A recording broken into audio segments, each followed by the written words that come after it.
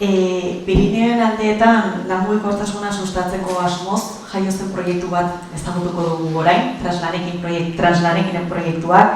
Horrek adituen, enpresarien, enpresen eta enplegu zerbitzu publikoen arteko kolaborazio mekanismo berriak bilatzea izan du erronka, besteak beste. Proiektuaren xehetasunak Beñat Irasuegi Ibarrak ditu, bera Olatuko ekonomia sozial eta eraldatzailea sustatzeko sareko kidea da. Eta proiektuak Gipuzkoatik bultzatzen aritu den entitatea. Horrein, berak azalduko egu ondo zergatik Gipuzkoatik ñabardura hori eta bara. Beñat, zurea da hitza.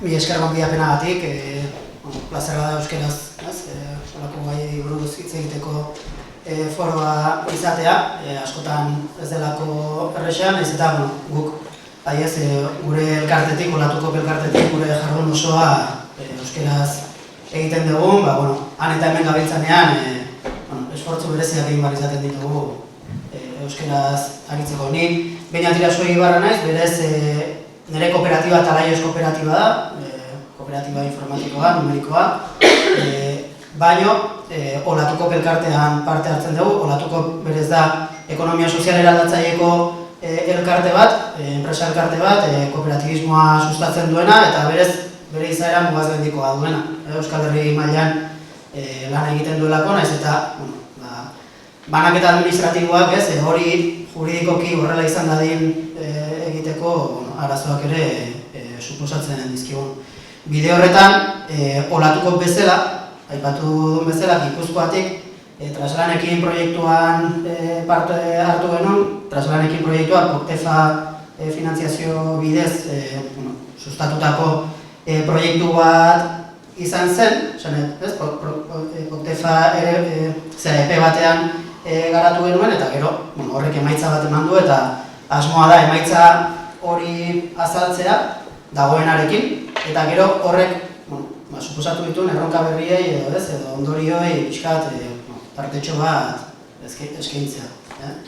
Guk Olatuko bezala, Olatuko egoitza Donostian dagoenez, parte hartu dugu Poktefa zera horretan deialdi horretan Gipuzkoako eragile bezala, baina hasieratik mugazgaindiko ikuspegi batekin. Baina, horrelako proiektuetan dakigunez zera, ez dakizue, hiru eremu administratibotako erakundeek egon behar dute horrelako proiektu bat gauzatu izateko eta gurean guk hartu genuen EAeko papera edo, representante papera. Baina, azkenean proiektu hau izan da ere elkarlan proiektu bat. Hiru lurraldeetako eragile ezberdinek zertu duguna, aurrera eraman duguna. Hemen ikusten da, azkenean bai proiektu hau batez ere enpresa eremutik edo enpresak asoziatzen dituzten eremuetatik bideratua izan da, naiz eta administrazio publikoarekin ere harremana izan dugu. Iparraldean parte hartu dute ALB kooperatibak, laneko dela, Hendaiako laneratze eta enpresa garapenerako erakundeak, eta ISUP formazioak gehiago Frantzia mailan, Akitania mailan funtzionatzen duen formazio erakundeak. Nafarroatik parte hartu dute arete aktiba, dela gehiago prestakuntza, langileen prestakuntzarako erakunde bat, eta deman dela egurraren enpresarien edo enpresen elkartea. Eta EAetik gu, Olatuko, ekonomia sozial eraldatzaileko kooperatibismoko erakunde bat, ikusten duten bezala nahiko sare anitza eta berezia sortu genuen proiektu hau egiteko eta zer batzen gintuen bat mugazgaindiko lan harremanak edo sustatu nahia eta bestea esan nuke ere nolabait mugaz gaindi, ez lehen aipatu den, mugaz gaindi egunerokoan egiten dugun esfortzu hori, pixkat errazteo joatea, ez? Hemen parte hartzen dugun erakunde mugaz gaindi lan egiten dugu kasu askotan, eta mugaz gaindi lan egitea ez da erresa. Nik hori argi daukat, nik batez ere hegoaldean lan egin izan dut nire bizitza laboral gehienean, baina azkeneko 4-5 urteetan asko tokatzen ari zait eta oso gustora lan egiten dut Ipar Euskal Herrian, baina zailtasunak handia dira, administratiboak, kulturalak, lana nola ulertzen dugun ere, askotan ez berdina delako. Eta guk olatuko petik, nolabait, bigarren arlo horri, garrantzia eman ez, oda muga horiek pixka lausotzen edo, edo ezabatzen, aipatu ez dut ez, pixkat borratzen joateko asmo horrekin, eta olatuko badenez mugaz gaindiko erakundea, proiektu honi, bere izaera estrategikoa edo eman genion, uste genolako bazela pauso bat bide horretan, ez? Eta hori, sare hori, harreman sare hori interesaria izan da, gero bukaeran euskal gehiago aipatuko dut. Gu proiektu hau, esan nuke, 3 ardatzetan edo kokatu dugu, ez? Bat izan da lana bera, enplegua zaratago, enplegua baino gehiago ere badelako. Lana bada lan voluntarioa, lana bada ordaintzen ez den lan hori, askotan, ez?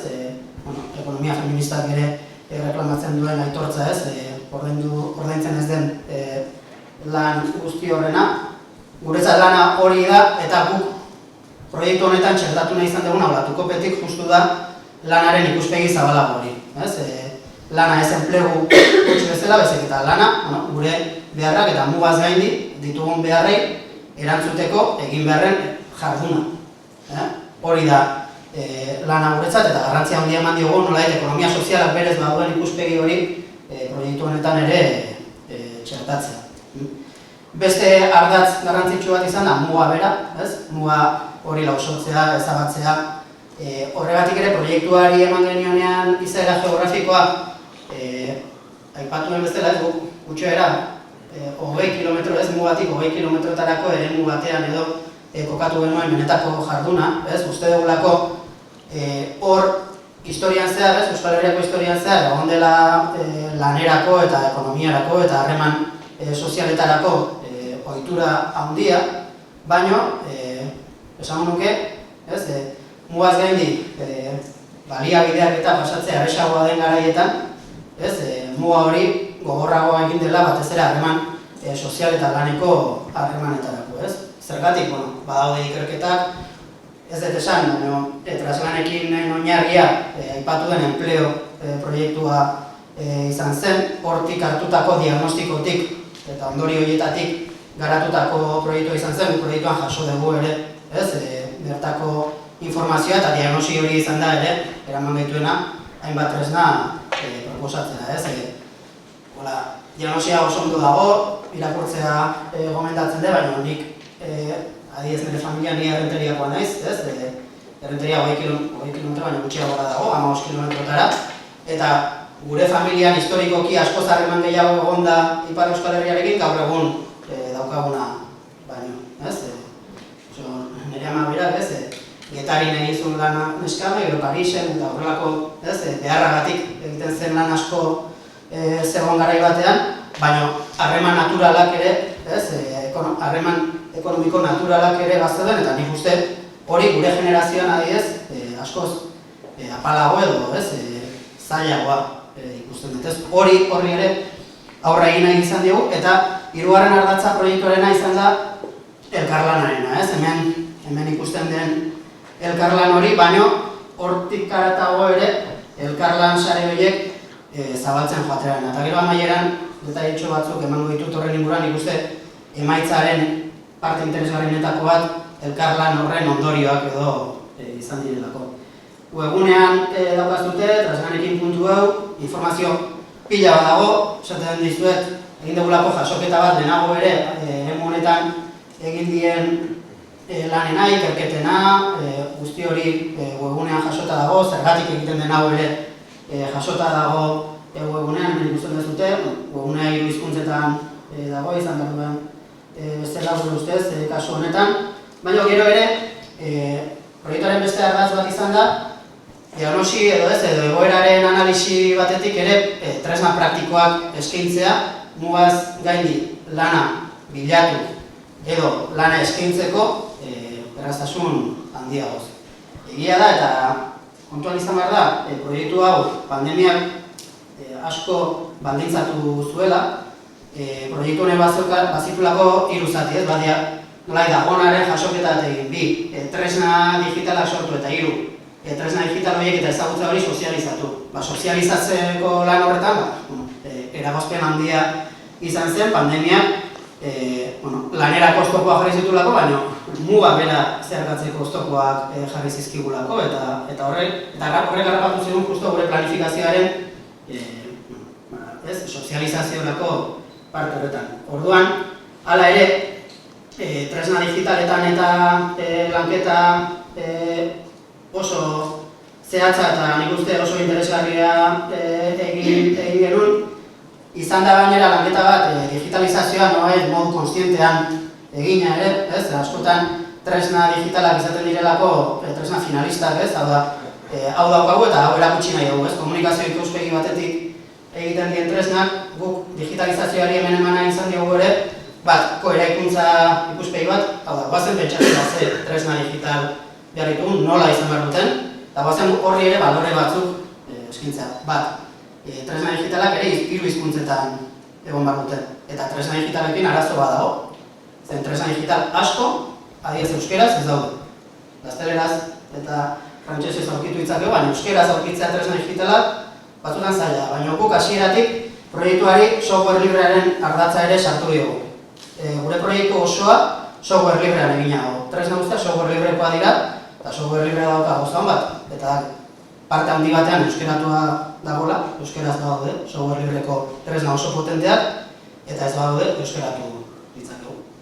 Inork ez digu baldintzari jartzen, software libre hori ez euskeratzeko. Orduan, egin dugu, Akion translanekin.eu helbidean dago, egunetik ere sartu daiteke, ohartxo bat, sartzen bat zehazte agian egun hauetan eta datorren 2 astetan arazotxoren bat eman dezake, aigalako segurtasun aktualizazioak egiten eta daude zatitxo batzuk erretiratua biztatik berriro jarri ahal izateko. Baina, plataforma bat sortu dugu tresna digitalekin, nolabait, mugaz gaindi, planeratzea egiten duten eragile edo pertsonek eduki ezaten bai informazioa eta bai jakintzara iristeko gaitasuna. Orduan, plataformak dauzka 3 teknologia nagusi, WordPressen egina dago, informazio guztia bertan jasotzen joan geha, bai txostenak eta bar. Mapa bat ere egin dugu, mapa datu base libre batean oinarritua eta bertan daude Euskal Herrian aurkitu ditzakegu enpleguratze edo lanarekin lotutako baliabideak daude mapan. Mapa irekia da, mapa osatzen joan daiteke eta datu base libre batean oinarritzen da. Lanerako, honek indarren desentzia eman genion, sozializaziorako ordu horretan pandemiak arazoa jarri zizkigunez, gure online bideokonferentzia edo bilerak egiteko tresna propioa jarri dugu plataformari. Horrela dauka, software librean da ere, ez dugu Zoomera edo beste eragiletara joan behar, bezik eta gure zerbitzarian dago informazioa eta bertatik lan egiteko aukera eman zigun. Proiektua garatu genuen bitartean bertan ere jaso ditugu Euroeskualdean dauden laneratze eragile publiko edo hortan lan egiten duten lan proposamenen agregatzaile bat jarri dugu. Bertan hartzen dira han publikatzen doazen honek bere zailtasunak dituzten, hau ez dago bateratua teknikok. Guk bateratu dugu, baina irizpide teknikoak ez daude bateratuak beraien artean, orduan horrek suposatzen du ere zailtasun bat, denen informazio hori jasotzeko, baina lanketa hori egin genuen, interesgarria litzake hori bateratzea izpide teknikoak software librean oinarrituta edo behintzat datu libreen edo ez, datu partekagarrien ikuspegitik bateratzea. Eta gero ere egin genuen, eta honi ere indar pixka gehiago eman genion pandemiaren ondorioz, eta da nolabait presentzialki egin nahi genituen formazioak online ere egin nahi genituenak hasieratik horrei nolabaiteko forma gehiago eman, eta Moodle plataforma batean ere da formaziorako plataforma librea, oso potentea, unibertsitate mailan eta erabiltzen dena. Horrekin egin ditugu bi kurtso, hiru hizkuntzetan, hau da, sei kurtso, online kurtso egin ditugu.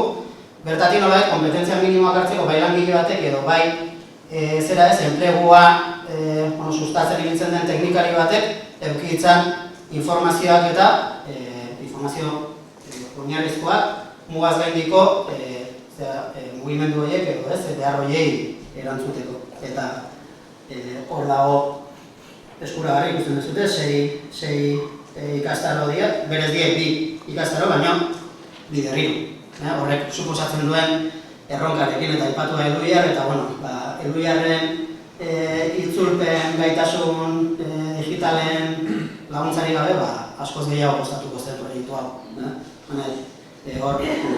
Horrek ere zorionez proiektu honetan esango, asko lagundu digu, gure testuak eta itzultzeko gaitasun automatizatu bat izatea. Gero horrek noski beti revisioa eskatzen du, baina Eluiarren elia.eus erabili dugu proiektu honetan eta asko lagundu digu hiru hizkuntzetan funtzionatzen, eta gero ere euro eskualdeko diru laguntzetara eskaerak egiten ditugunean eta ere oso tresna baliagarria. Guk adiez euskeraz funtzionatzen dugula, euskeraz egin dezakegulako eta beste hizkuntzetan modu duinean hori aurkeztu. Hau da, Traslanekin proiektua nolabait horren jasoketa hemen gelditzen da, baina ondorio batzuk edo eman nahiko nituzke ez. Hau duela urte bat, justo, ekainean, nolabait aurkeztu genuen azken emaitza. Ordutik honea hainbat lanketa egin ditugu, honen bai garapenerako, baina hemendik atera egiten beste ideia batzuk garatzeko. Plataforma oso potente bat daukagu, erabili daiteke honetarako, baina mugaz gaindiko harremanetarako ere beste proiektu batzuetarako ere balioko luke. Bertan jarri ditugu tresna balioko lukete. Gure ideia da, honei aldela pixkanaka zabalpena ematea eta batez ere enpresa elkarteen baitan eta ez, administrazio publiko eta bai guzti tresnak ez, baina askotan enpresetatik gabiltzanok ez ditugu tresna propioa. Gure asmoetako balitzake hau bihurtzea enpresetako tresna bat. Librea delako, hor dago, publikoki finantziatua izan da, merezi du erabiltzeak, ikusi behar da nola erabili, guaia gure sare propioetatik hori sustatzen, baina lan desente egin daiteke bide horretan. Hala ere, eta jardunaldiaren oinarrira ere pixkat etorrita komentatzea, Oktefa diru laguntzak ez, gure eskualdeko diru laguntzetan eta horako hausnarketa propio bat, olatuko betik egiten duguna eta nik pertsonalki ere egiten detena, eta da, euskerak hartu dezaken indarra horrelako proiektuetan. Gaur egun zehar da Oktefa proiektu batean, Euroregioko proiektu batean gehienetan, lingua franca gaztelera bihurtzen da. Zergatik, Ipar Euskal Herrian bizi zaretenok, gehienak gaztelaniaz, hegoaldekoek frantsesa baino hobeto menderatzen dezutelako, eta euskera horrelako jende bat ez duna ulertzen edo lanerako ere ez duna erabiltzen ez. Nik ikusi detenagatik euskarak balio izan digu horrelako proiektuetan, ez honetan bakarrik, parte hartu dugun beste batzuetan ere, harreman trinkoak egiteko. Hiru lurraldetan, hiru administrazioetan lan egin behar denean, kulturalki ere edo lanaren kultura edo proiektuen ikuspegia oso ezberdina daukagun erakundeen artean, nik konturatu naiz, euskeraz lan egiteko gaitasuna daukagun erakundeek hurbiltasun handiagoa lortzen dugula eta proiektuak benetan mugazgaindikoak bihurtzen ditugula. Nolaiteko mugazgaindiko izaera hori indartzen duela euskeraz lan egitea. Hau demostratu inbarko litzake, baina praktikatik esaten dizuet, nibintzat, percepzio hori daukatela eta iruditzen zaitela horregatik euskararen erabilera horrelako proiektuetan indartu egin barko litzakela. Nola? Zaila da. Proiektu hau gauzatu egin bar dira, denbora ere urria daukagu, baina nik adiez JLB-ko amantinekin, ezin izan du etorri, baina esana daukat, esana horrengo Koktefa proiektua lortzen badugu noiz bai, ni frantsesa hobeto ikasiko dut, baina zuk euskera ikasiko dut. Eta ze hori, erronka hori mahai gainean jarri daukagu eta oso interesgarria litzake horrelako proiektuek hizkuntzen erabilera ere diruz sustatzen. Ideia bat da, baina proiektuaren barne sartzea, hizkuntza bera, hizkuntzen ezagutza, hiru hizkuntzen ezagutza indartzea, baina lerro interesgarri bezala euskararen erabilera ere sustatzea. Eta ikasketa, ez erabilera, ikasketa, erabilera. Eta ondorioekin bukatzeko, beste ondorio netzat oso positiboa proiektu honena da, benetan traslanekin bitartez, nahiz eta oso espezifikoa zen proiektua zen, esan laneratzea, mugazgaindiko laneratzea, geografiko konkretu batean, guri behintzat olatukopi, eta uste beste eragileen bati ere proiektuan parte hartu duna, balio izan digu, benetan mugazgaindiko harremanak trinkotzeko eta asko trinkotzeko. Proiektu konkretu batekin, baina gure harremana, adiez olatukopena, Ipar Euskal Herriko hemenekin, ELB-ekin, hemen daude gainera, asko trinkotu du, eta ekarri du beste proiektu batzuk egin ahal izatea. Oraintxe Euroeskualdarekin, egia edukok proiektua egiten, berez horretze eragile batzuk sartu dira, printzipalkian antik sartu da, guk aldeuz bezala gaude, baina nolabait, traslanekinetik ateatako harreman batzuk ere baliatu ditugu hori egiteko, edo bantxe bertan azken deialdian ere beste proiektu bat aurkeztu dugu olatukopetik, beste eragile batzukin, baina nolabait, harremanak ere, horrelako proiektu balio izaten dute harreman agenda bat ere lantzeko dela. Denbora faltagatik askotan eskasien daukagun elementua, denbora harremanak egiteko. Eta ni oso poza egin hau, hasien unetik traslanekin ere proposatu benulako Euskal Herriko ekonomia sozial eraldatzailearen jardunaldiak egitea.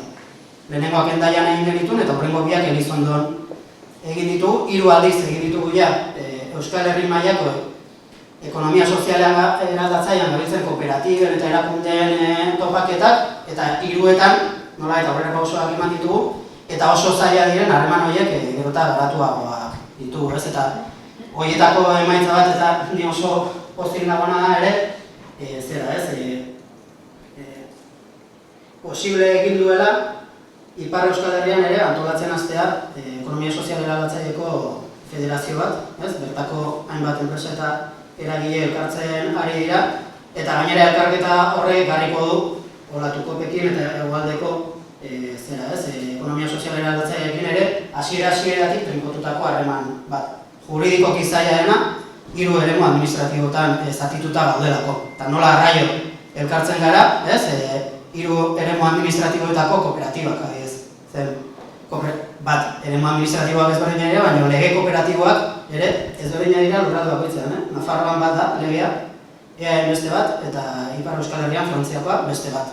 Orduan, horrek zailago egiten du, kooperatiben betiko interkooperazioa izan da oinarrietako bat, kooperatibismoa, Euskal Herrian zaila da, 3 eremu administratibo eta 3 legeen baitan antolatu behar dugulako hori. Baina, traslanekin proiektuak eta gero etorri diren beste proiektuek, nire ustez, baliatu dute, neurri batean, harreman horiek egiten joatean, eta laizter ikusiko ez dute emaitza edukok proiektuan datu jasoketa bat egiten nahi galako. Hau da, Euskal Herriko ekonomia sozial eraldatzaileeko proiektuen mapa ikusten dute, Donostia inguruan 50, eta iparraldean 2. Zorionez, eduko proiektuaren bitartez, hemendik hilate gutxira, hemen, iparraldean, beste 25 proiektu inguru egongo dira mapan, ez? Eta hori gisibilizatzea eta ez, harreman horiek egiten joatea eta da gure aurrera begirako erronketako bat. Eta guztia baina hori, euskera azarri gara egiten eta guretzat ardatz oso garrantzitsua. Zauxe.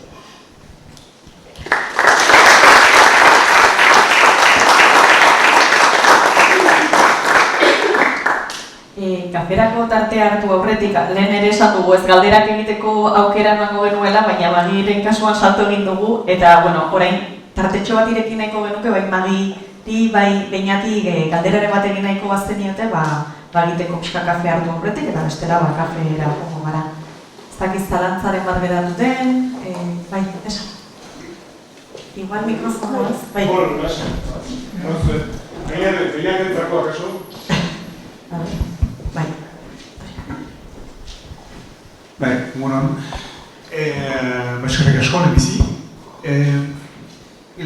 Aurkezpen hau ikusita, gero galdera bat datorki burura izango litzateke enpresa arloan eta ikasketa arloaren hori zubi horretan ia lanik baden jakiteko. Frantziar estatuan adibidez, ingenieritza mailan egiten dabiltzan eskoletan, eskatzen diete ikasleei atzerrian praktika batzuk egitea.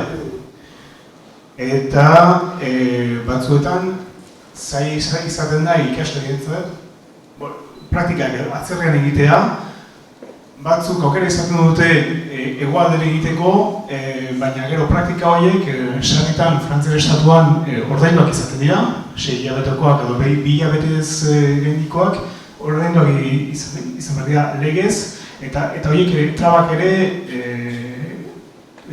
sortzen ditu. Eta ez gertatzen da horrekin, ikasle hauek joango direla multinazionaletara, agentzia ugari dituzten enpresetara, eta gero horretaz gain euskal ikasleak,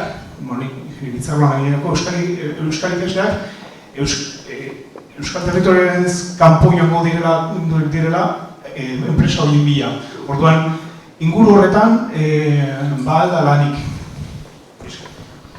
Bai, nire ustez erronka nagusietako bada, nola lortu hemen sortzen den ezagutza hemen gelitzea. Hemen esaten dut Euskal Herriko eta mugaz gaindiko eremu horretan. Mugak zailtasunak gehitzen dizkiola esango duke horri. Bat, praktikak egiteko aukerak esango duke zailtzen ditulako lehen instantzia batean, gero naiz eta hori ez, obligazioa diez atzerrian praktikak egiteko eta tamalez, uste dut, ez dugula aprobetxatzen aukera hori, atzerrian inbar da, joango naiz mugaren beste aldera eta horre egingo dut, asko zerrexago eta gainera igual ondorengo laneratzearekin oso lotua egon daitekeen praktika bada, zen, imazua da Txeko Eslovakiara, pentsatzen dut gero bueltatuko nahiko dezula norabait, ez? Ez dakit. Horre erronka daukagunik, duela gutxi estian egon nintzen, ez?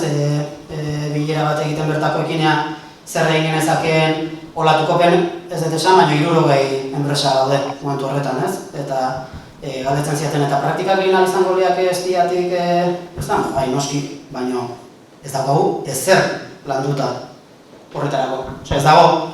Ez dago nola egiteko egituratutako, ez?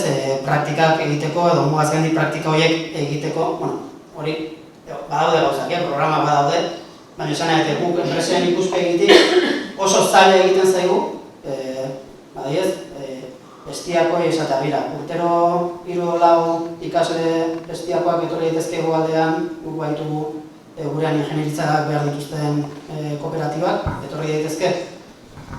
Oso harreman bilateraletan egitzen da, eta horrek eskatzen du denbora. Eta nik uste arazo handienetako daukaguna denbora falta. Denbora falta horrelako harremanak edo horrelako akordioak egiteko, ez? Eta horregatik horrelako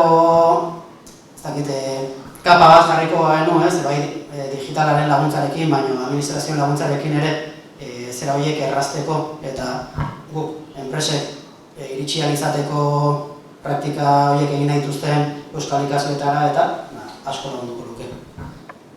Diagnostikoan parte hori agertzen da, nik uste beste arazoa da ezagutza gutxarena, ez ezagutzarena zer dagoen eskuragarri, ze aukera horiaken egiteko, eta hor ere lan asko egiteko, baina da, niretzat, gure ikuspegitik ere, olatukopetik ere, ez dugu sustatzen gainera bakarrik laneratzea edo praktikak egitea, baizik eta proiektuen sorkuntza, hau da, ekintzaritza kooperatiboa, osea, jende horrek egin dizala praktikak edo, baina egin dizala bere kooperatibak ere, da, hori gaindi da, oraindik erronka handiago, ja, laneratzearen baldin bada zaila, mugaz gaindiko kooperatiba edo proiektu bat sortzea, iruditzen zait, oraindik erronka handiagoa, exigitzen duen ezagutza konplexu mailagatik.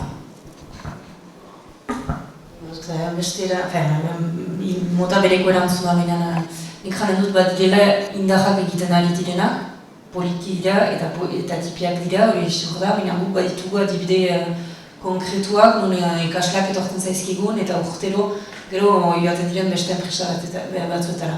Ez dut aipatu, baina badugu ere unibertsitatean arteko lankidetza estrategia bat, eta hortan garatzen dira ikastaroen inguruko burtsa bat bezala edo lan burtsa bat bezala, eta nun saiatzen giren unibertsitatean arteko loturak azkartzen, izan ditzaten gero lista batzu, nun enpresa horrek hartzen dituen ikasleak, helduen urtean hartzen ahalko ditu, hemenik zagutzen dut enpresa bat nireak hartzen dituenak zureak ere hartzen ahalko ditu, eta ari gira hori garatzen, poliki eta emeki, baina ari gira poliki garatzen, eta gure estrategi horren bitartez batez ere. Bat ditugu adibide biziki honak eta posten gira adibide horiek izateaz, existitzen da, baitakiko ikusten baititugu, eta horren seinale on bat behar balitz bezala, urtero gehiozta gehiago eskatzen digute gure diru laguntzak edo gure unibertsitatean arteko beka horiek ikastaroei zabaltzea. Jana badela interesa. Eta hori seinale hona da, eta nik jango nuke ere pandemiak gauza on bakar bat ekarri badigu, da ikasleen mugikortasun horiek gertutu direla. Hau da, orain naturalago edo izan da pandemia garaian gutienez, nahi zen urbil izan etxetik. Beraz, egiten altzen mugikortasun bat mugaz gaindikoa edo atzerriko mugikortasun bat etxetik urbil izanez. Eta guk ikusi dugu pandemia urtez geroztik, gure beken galdera gehiago izan dela. Eta horren ere seinale hona. Ari gira piskat antolatzen, luzea da, baina badira lehen pauso horiek eginak. Ez dakit beste lako galderarik badagoen?